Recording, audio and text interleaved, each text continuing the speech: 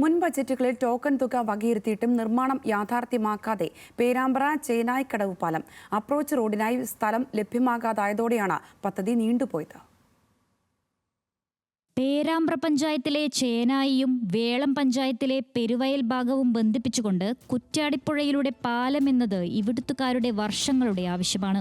പുഴയുടെ ഇരുകരയെയും ബന്ധിപ്പിച്ചുകൊണ്ട് ഇവിടെ കടത്തുവഞ്ചികൾ ഉണ്ടായിരുന്നു.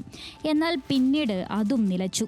ഇതോടെ കിലോമീറ്ററുകൾ താണ്ടി മറ്റു പ്രദേശങ്ങളിലൂടെയാണ് ഇവിടുത്തുകാരുടെ യാത്ര.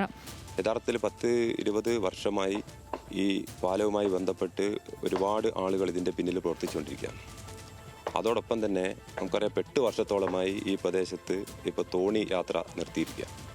ഒരു മഴക്കാല സീസൺ വന്നു കഴിഞ്ഞാൽ നമുക്ക് ഈ തോണിയിൽ കയറി പോകാനുള്ള വളരെ ബുദ്ധിമുട്ട് എന്ന് പറഞ്ഞാൽ ഏതാണ്ട് നമ്മളെ എടവരാട് ഈ പ്രദേശത്തുള്ള നമ്മൾ ഈ നിൽക്കുന്ന സ്ഥലവും മുങ്ങിപ്പോകുന്നൊരു സാഹചര്യമാണ് ഉണ്ടായിരുന്നത്.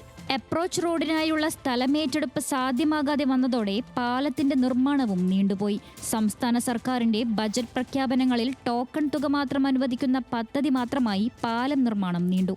ഈ പാലം വഴി യാത്ര ചെയ്യുന്നത് വഴി ഉണ്ടാകുന്ന ഗുണം 12 കിലോമീറ്ററോളം തൊട്ടപ്പുറത്തുള്ള ആളുകൾക്ക് ലാഭമുണ്ടാകുന്നതാണ്.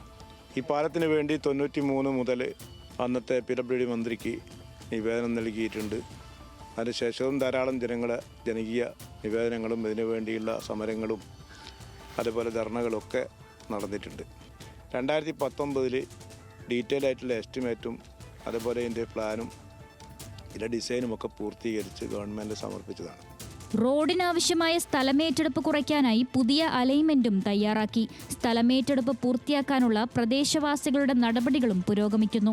സ്ഥലമേറ്റെടുപ്പ് പൂർത്തിയാക്കി സർക്കാരിലേക്ക് സമർപ്പിക്കുന്നതോടെ വേഗത്തിൽ പാലം പൂർത്തിയാകുമെന്ന പ്രതീക്ഷയിലാണ് നാട്ടുകാർ.